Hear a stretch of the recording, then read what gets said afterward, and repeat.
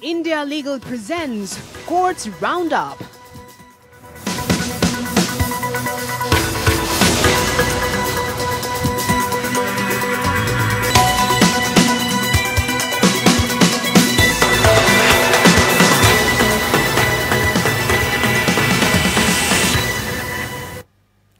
Supreme court advocates on record association ने देश में कोविड मामलों की बढ़ती संख्या के बीच मौजूदा स्थिति को देखते हुए न्यायिक और अर्ध न्यायिक कार्यवाही के संबंध में वैधानिक परिसीमा अवधि बढ़ाने की मांग करते हुए सुप्रीम कोर्ट के समक्ष एक आवेदन दिया है। एडवोकेट अभिनव रामकृष्ण के माध्यम से दायर आवेदन में कहा गया है कि महामारी के संबंध में स्थिति में अचानक और भारी बदलाव आया है। एक नए वेरिएंट के रूप में विशेष रूप से ओमिक्रॉन में भारी उछाल देखा गया है। नए मामलों में वृद्धि को देखते हुए परिसीमा अवधि बढ़ाना आवश्यक है। कहा यह भी गया है कि सुप्रीम कोर्ट के कर्मचारियों की काफी बड़ी संख्या कोविड के रूप में प्रभावित हुई है और इस प्रकार परिसीमा अवधि को बढ़ाना और भी आवश्यक हो जाता है। सुप्रीम कोर्ट से 23 मार्च 2020 और 27 अप्रैल 2021 के पहले आदेशों को बहाल करने का आग्रह किया गया है, जिससे वैधानिक परिसीमा बढ़ाने वाले आदेशों को स्थगित कर दिया गया था। सुप्रीम कोर्ट ने मार्च 2020 में कोविड-19 स्थिति और कठिनाइयों पर स्वतः संज्ञान लिया था। इससे देश भर के वादियों को निर्धारित अवधि के भीतर अपनी याचिका दायर करने में कठिनाइयों का सामना करना पड़ रहा था। उसने उस समय वापस आदेश दिया था। इसके बाद परिसीमा अवधि को आगे बढ़ाते हुए कई आदेश पारित किए गए। सुप्रीम कोर्ट ने 14 मार्च 2021 से परिसीमा अवधि को समाप्त कर दिया, ये देखते हुए कि कोविड-19 की स्थिति में सुधार हुआ है। हालांकि अप्रैल 2021 में कोविड-19 की दूसरी लहर के सामने आदेशों को पुनः बहाल किया गया था। इसे 2 अक्टूबर 2021 से वापस लिया गया था। Supreme court advocates on records association ने निवेदन किया कि सार्वजनिक स्वास्थ्य अत्यंत महत्वपूर्ण है और इसलिए कुछ मामलों में उत्पन्न होने वाली सीमा के मुद्दे को वर्तमान स्थिति के संदर्भ में बदलाव करने की आवश्यकता है। नीट पीजी आरक्षण मामले में आज फिर सुनवाई हुई। इस दौरान तुषार मेहता ने कहा कि 31 दिसंबर को 3 सदस्यीय कमेटी की रिपोर्ट के आधार पर हमने हलफनामा दाखिल कर दिया है। इस मामले की सुनवाई 3 जजों की बेंच की बजाय 2 जजों के 3 द्वार पर किए जाने पर जस्टिस चंद्रचूड़ ने कहा कि इस हफ्ते 3 जजों की बेंच का गठन संभव नहीं था, इसलिए इस मामले में 2 जजों की बेंच सुनवाई कर रही है। सुप्रीम कोर्ट में तुषार मेहता ने सीजीआई से मामले की सुनवाई जल्द करने की भी मांग की है। सीजीआई ने केंद्र सरकार से कहा है कि 3 जजों के द्वारा ही इस पूरे मामले को सुना जा सकता है। कोर्ट ने आश्वासन दिया है कि वो जल्द ही इस दिशा में कदम भी उठाएगा। वकील श्याम देवान ने कहा कि सिर्फ ईडब्ल्यूएस आरक्षण का मामला नहीं, हमने ओबीसी आरक्षण को भी चुनौती दी है। जस्टिस चंद्रचूड़ ने कहा कि इस मामले पर ईडब्ल्यूएस आरक्षण की समीक्षा कर हलफनामा दाखिल किया है। कल हम केंद्र का पक्ष जानेंगे। आज हम याचिकाकर्ताओं को सुनेंगे। जस्टिस चंद्रचूड़ ने याचिकाकर्ताओं के वकीलों से पूछा है। केंद्र का कहना है कि काउंसलिंग शुरू करने की अनुमति दी जाए। काउंसलिंग शुरू करने को लेकर आप लोगों का क्या विचार है? याचिकाकर्ता के वकील श्याम देवान ने कहा कि पिछले साल 13 जुलाई की इसी घोषणा करते हुए 29 जुलाई को अधिसूचना भी जारी की गई थी।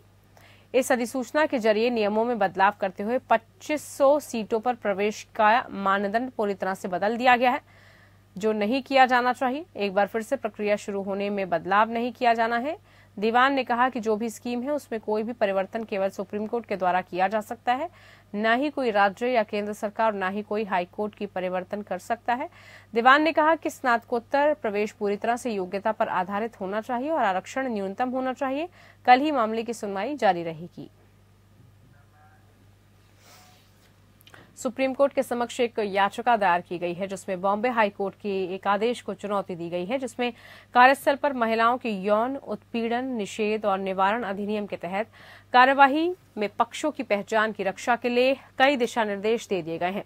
इसे POSH अधिनियम के नाम से भी जाना जाता है। आदेश 24 सितंबर 2021 को न्यायमूर्ति GS पटेल द्वारा पारित किया गया था, जिन्होंने अन्य बातों के अलावा पार्टी और वकीलों पर मीडिया को किसी भी आदेश, निर्णय या मीडिया को दाखिल करने या ऐसी किसी भी सामग्री को प्रकाशित करने की सामग्री का खुलासा करने से रोक दिया था। अदालत की विशिष्ट अनुमति के बिना सोशल मीडिया समेत किसी तरह के प्रकाशित करने पर पाबंदी है। एकल न्यायाधीश ने नोट किया था कि क्षेत्र को नियंत्रित करने वाले कोई स्थापित दिशा निर्देश नहीं थे और इसलिए अधिनियम के तहत कार्रवाई में आकस्मिक प्रकाशन से भी पक्षों की पहचान की रक्षा के लिए सुनवाई और केस फाइल प्रबंधन को नियंत्रित करने के लिए एक कार्य प्रोटोकॉल निर्धारित करने के लिए आगे बढ़े। शीर्ष अदालत के समक्ष उसी के खिलाफ विशेष अनुमति याचिका अभिवक्ता आभा सिंह द्वारा दायर की गई है, जिन्होंने मामले में मूलवादी का प्रतिनिधित्व किया जा चुका था। याचिका में तर्क दिया कि यह आदेश अनुच्छेद 19A के तहत गारंटीकृत भाषण और अभिव्यक्ति की स्वतंत्रता का उल्लंघन करता है, जो भारत के संविधान की आधारशिला है। याचिका ने सामाजिक न्याय और महिला सशक्तिकरण के मामलों में महिलाओं को दिए गए कानूनी अधिकारों को आकार देने में सार्वजनिक महत्व पर ध्यान आकर्षित किया।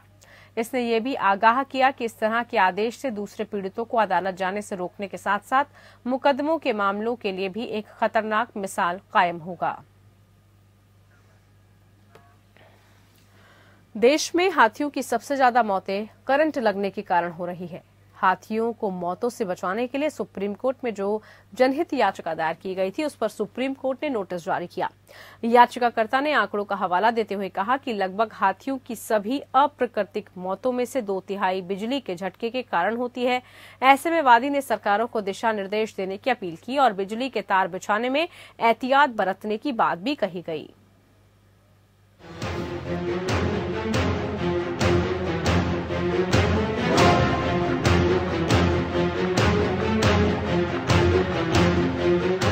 सुप्रीम कोर्ट ने देश में बिजली के झटके से हाथियों की मौत की समस्या के संबंध में अदालत के तत्काल हस्तक्षेप की मांग करने वाली एक जनहित याचिका पर नोटिस जारी किया।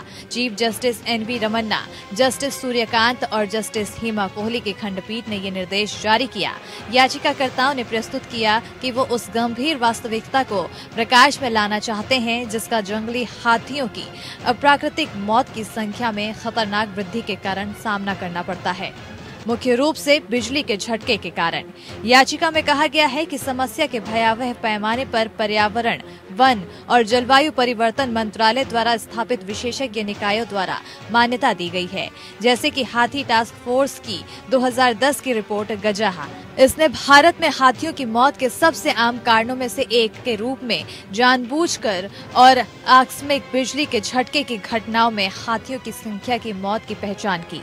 इसके अलावा याचिकाकर्ताओं के अनुसार ये निष्कर्ष MOEF और CC द्वारा संसद के समक्ष पेश किए गए डेटा द्वारा समर्थित है। ये दर्शाता है कि 2014-15 और 2018-19 के बीच मनुष्यों के साथ संघर्ष से संबंधित 510 में से 333 हाथियों की मौत बिजली के झटके के कारण हुई थी। यानी लगभग हाथियों की सभी अप्राकृतिक मौतों में से 2/3 बिजली के झटके के कारण होती है। अधिवक्ता अभिकल्प प्रताप सिंह के माध्यम से दायर याचिका में निम्नलिखित राहत और निर्देश की मांग की गई। MOEF एंड CC को 2010 की गजाहा रिपोर्ट की प्रासंगिक सिफारिशों को प्रभावी ढंग से लागू हो। प्रतिवादी केंद्र और राज्य को तत्काल प्रभाव से संरक्षित क्षेत्रों, हाथी रिजर्व से गुजरने वाली उच्च वोल्टेज बिजली ट्रांसमिशन लाइनों के इंसुलेशन को शुरू करने के निर्देश दिए जाएं। प्रतिवादियों को ये सुनिश्चित करने का निर्देश दिया जाए कि संरक्षित क्षेत्रों के भीतर नई विद्युत लाइनें बिछाने की अनुमति केवल उन्हीं मामलों में दी जाए जहां बिल्कुल कोई विकल्प उपलब्ध नहीं है। संरक्षित क्षेत्रों के भीतर और आसपास बिजली की बाड़ लगाने के निर्देश दिए जाएं। याचिकाकर्ताओं ने तर्क दिया है कि उत्तरदाताओं के वैधानिक आदेशों और विभिन्न दिशा निर्देशों और सिफारिशों को अपने स्वयं के विशेषज्ञ निकायों और समितियों के साथ समय समय पर सुप्रीम कोर्ट द्वारा पारित आदेशों को लागू नहीं करने में लापरवाही और कठोर रवैये के कारण बिजली की चपेट में आने से जंगली हाथियों की मौत लगातार और बढ़ती जा रही है। Bureau report APN। वहीं केंद्र सरकार ने सुप्रीम कोर्ट में हलफनामा देकर 1984 बैच के IPS अधिकारी राकेश अस्थाना की दिल्ली पुलिस आयुक्त के रूप में नियुक्ति को जायज ठहराया। केंद्र ने कहा कि राष्ट्रीय राजधानी की सार्वजनिक व्यवस्था की बेहद चुनौतीपूर्ण स्थितियों और राष्ट्रीय सुरक्षा को ध्यान में रखते हुए राकेश अस्थाना जैसे अधिकारी को दिल्ली पुलिस का प्रमुख नियुक्त करने की आवश्यकता थी। अस्थाना की नियुक्ति को चुनौती देने वाली याचिकाओं के जवाब में केंद्र ने कहा, अस्थाना को दिल्ली में कानून व्यवस्था की हालिया स्थिति पर प्रभावी पुलिसिंग प्रदान करने के लिए चुना गया था।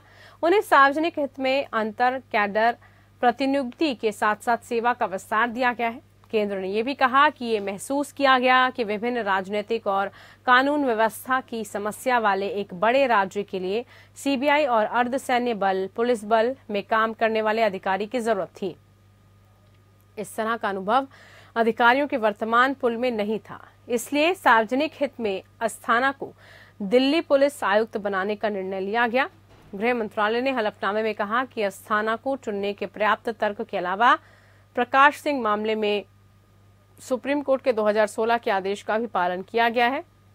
उनकी नियुक्ति में कोई प्रक्रियात्मक या कानूनी खामी नहीं है। दिल्ली हाई कोर्ट ने गत वर्ष 12 अक्टूबर को अस्थाना की नियुक्ति को चुनौती वाली याचिकाओं को खारिज कर दिया था।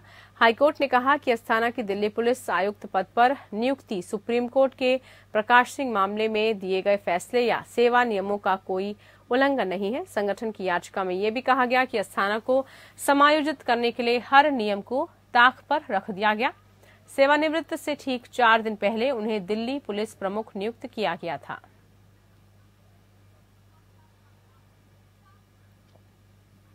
बात अब दिल्ली हाई कोर्ट की, जिसने राज्य सरकार से कहा कि उसे अंतर्राष्ट्रीय यात्रियों के फिर से कोविड-19 टेस्ट के मुद्दे पर शीघ्र विचार करना चाहिए, खासतौर पर उनके यात्रियों के जो संबंध में केंद्र सरकार द्वारा कोई दिशा निर्देश तैयार नहीं किए जाने की स्थिति में कोविड-19 पॉजिटिव पाए गए हैं।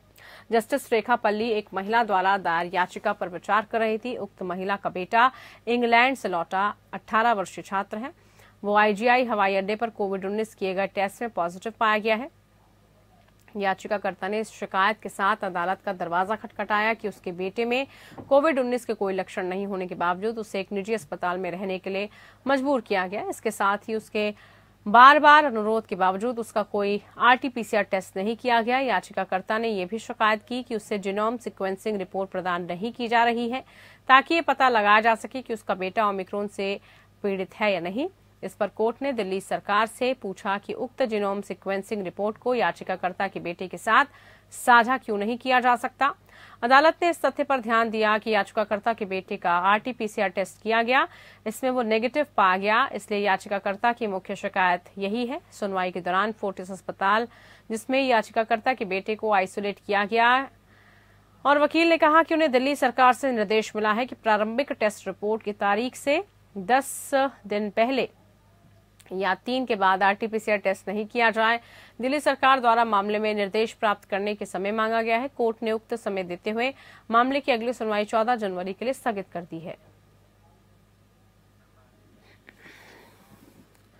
वहीं उत्तराखंड उच्च न्यायालय ने बुधवार को चुनाव आयोग से कहा कि वो आगामी विधानसभा चुनाव में आभासी रैलियों और ऑनलाइन मतदान पर विचार करे, क्योंकि कोविड के ओमिक्रॉन वेरिएंट की बढ़ती लहर के बीच रैलियां हो रही है। अदालत ने चुनाव आयोग को इस मुद्दे पर निर्देश देने के लिए 1 सप्ताह का समय दिया।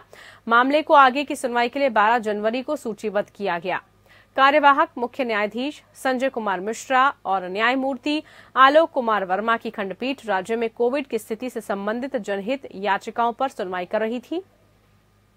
इस जनहित याचिका में अधिवक्ता शिव भट्ट द्वारा एक आवेदन दिया गया था, जिसमें चुनाव स्थगित करने की मांग की गई थी। कोर्ट ने 29 दिसंबर 2021 को याचिका पर चुनाव आयोग को नोटिस जारी किया था।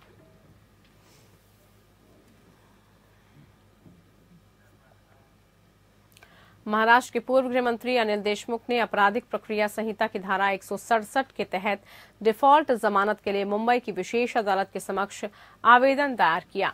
प्रवर्तन निदेशालय ने उन्हें मनी लॉन्ड्रिंग मामले में पिछले साल 2 नवंबर को गिरफ्तार किया था। उन्होंने इस आधार पर जमानत के लिए अर्जी दी है कि स्पेशल पीएलएम कोर्ट ने उनके खिलाफ पिछले सप्ताह दायर आरोप पत्र पर अभी तक संज्ञान नहीं लिया।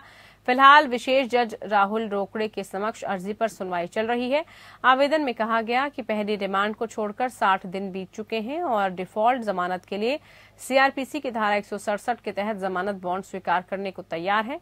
आवेदन में आगे कहा गया कि ये अच्छी तरह से तय है कि केवल शिकायत अभियोजन दायर करने को जांच के निष्कर्ष के रूप में नहीं माना जा सकता। बावजूद इसके अदालत के पास संज्ञान लेने की बजाय आगे की जांच को निर्देशित करने के लिए सीआरपीसी की धारा 156 के संदर्भ में पर्याप्त शक्तियां हैं। ईडी ने 29 दिसंबर 2021 को देशमुख और उनके बेटों के खिलाफ 7000 पन्नों का पूरक आरोप पत्र दायर किया था।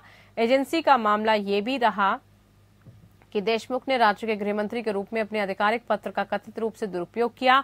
बर्खास्त सहायक पुलिस निरीक्षक सचिन बांझे के माध्यम से मुंबई के विभिन्न बारों से 4.70 करोड़ एकत्रित किए। वाजे एंटीलिया बम मामले और मनसुख हिरन हत्याकांड मामले में न्यायिक हिरासत में है। अभियोजन पक्ष के अनुसार देशमुख और उनके परिवार के सदस्यों के पास कई कंपनियां थी जिनका इस्तेमाल धन शोधन के लिए किया जाता था। एजेंसी ने इससे पहले देशमुख के निजी सचिव संजीव पलांडे और उनकी निजी सहायक कुंदन शिंदे समेत 14 लोगों के खिलाफ आरोप पत्र दाखिल किया था। ईडी ने पिछले साल अप्रैल में केंद्रीय जांच ब्यूरो द्वारा दर्ज भ्रष्टाचार और आधिकारिक पद के दुरुपयोग का आरोप लगाते हुए एफआईआर के आधार पर मामले की जांच शुरू की।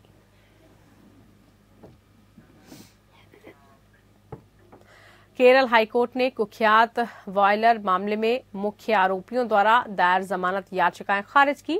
इस केस के चलते राज्य में सार्वजनिक आक्रोश पैदा हो गया। न्यायमूर्ति पी गोपीनाथ ने देखा कि निचली अदालत के समक्ष अंतिम रिपोर्ट पहले से दायर की जा चुकी है। इसके साथ ही आवेदकों से कहा गया कि वो अपनी जमानत याचिकाओं के साथ निचली अदालत का रुख करें, क्योंकि ये उस पर विचार करने के लिए उपयुक्त फोरम होगा।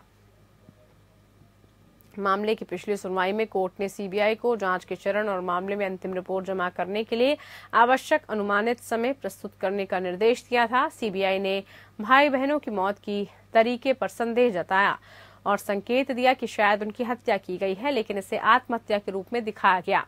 इसका आवेदकों द्वारा जोरदार खंडन किया गया। मेडिकल रिकॉर्ड द्वारा नकारात्मक में स्थापित किया गया। इस मामले में केरल के वालयार जिले में 13 जनवरी और 4 मार्च 2017 को 13 साल और 9 साल की 2 नाबालिग दलित बहनों की अप्राकृतिक मौत हो गई थी।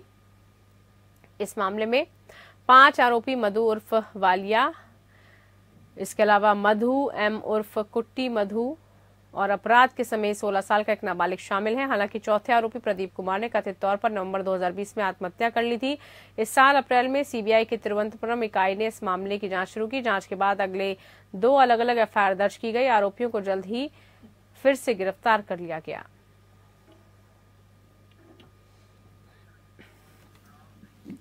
चलिए इसी के साथ कोर्ट्स राउंडअप में फिलहाल के लिए इतना ही। नमस्कार। India Legal presents Courts Roundup.